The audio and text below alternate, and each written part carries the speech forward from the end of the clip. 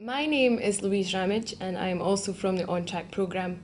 Following on from the lecture from Sean, we're going to be looking at critical thinking and how it is a key skill in your learning and everyday life. So, two opposing points of view from this lecture. One is from the Daily Telegraph. We demand vision from our would-be leaders, and here is one who offers a big one, of a society rebuilt from the ground up. So, big words there. However, an opposing view, others believe that work, dishes, dressing the kids, now he wants you to run the school and hospital as well. What exactly will he be doing? Also a good point from YouTube there. So, critical thinking, what exactly does it mean? It's all about asking the right questions. Who wrote it and why? What is their agenda? From this, you can see in the YouTube, what exactly will he be doing is a very good point. They are looking at basically why he isn't doing more for society himself. Daily Telegraph, well, we all know what that paper's leading view is. And from here, it's backing up exactly what they think. They're a conservative paper. They're not going to write any other point of view. Identifying arguments. When you're writing essays or you're going into an exam, it's really important to look at the arguments that you're going to approach and how you will do that. So from the lecture is there any arguments you can identify? So we'll move on to searching for and identifying the strengths and weaknesses in the arguments put forward. What you have to consider when you look at the arguments is, again, where are they from and from what time were they written? Have things changed? Also, what assumptions are made? And are there any alternatives?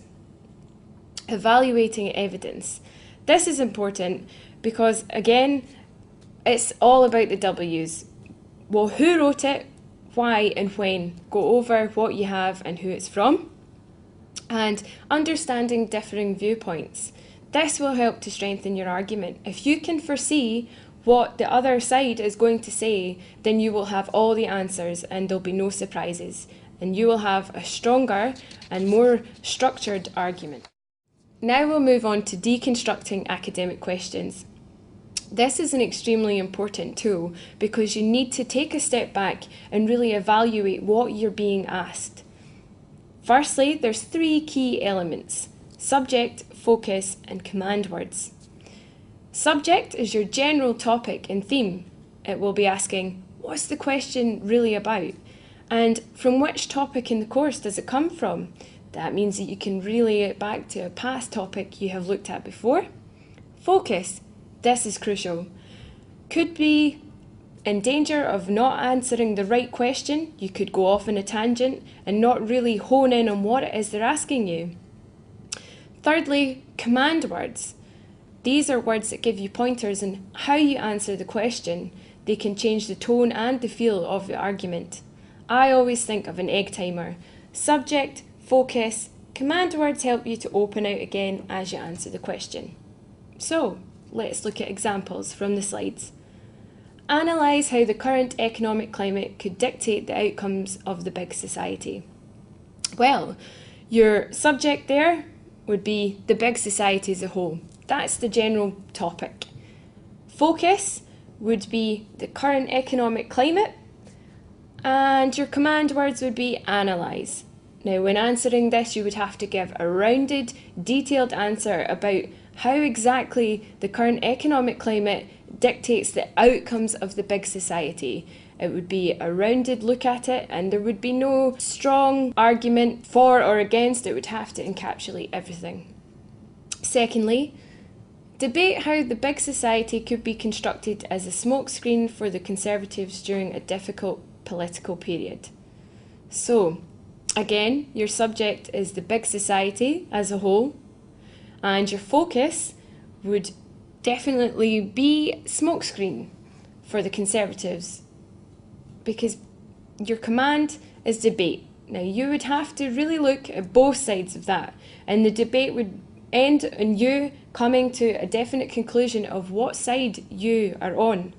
So to debate this, you would look at both sides of the smokescreen, you know, it's not a smokescreen. This is what they're all about, and this is what they want their party to stand for. It's all about society, nothing else. On the other hand, smokescreen, they're not looking at cuts, they're not looking at the state of jobs at the moment, unemployment, people have better things to be doing than cleaning the step of their neighbours. So you really have to look at both sides, rounded into one side that you fall down on. Discuss how David Cameron could be using the ideal of a big society and rebuilding a broken Britain to decontaminate the traditional Conservative Party image. Well, your focus there would be the Conservative Party image as a whole. What is that? And the focus helps you to really look at how the big society has an effect on broken Britain, decontamination. These are your key words there. And your command words would be discuss. So discuss again would be looking at all aspects of the question there. You would have to really do work into finding what exactly is the Conservative Party image, the traditional into the new age, and also when you discuss that, it would be of benefit to come down on one side so that you are answering the question there. Finally, investigate how a sustainable volunteer army is ready and available to replace public sector contracts and roles. Now with this question, your subject and focus are intertwined here. You could have for both either volunteer army or public sector contracts and roles. The reason for this is the command word investigate. This allows you to look at both aspects, and basically you're almost writing a report on if there is indeed a volunteer army in supply, and also how exactly are they going to go about this. So in conclusion, the reason why deconstructing academic questions is a key skill to have is that your immediate response is not always the best response. And we have to look at the three key elements: subject, focus and command, and this can help you to write a statement of intent.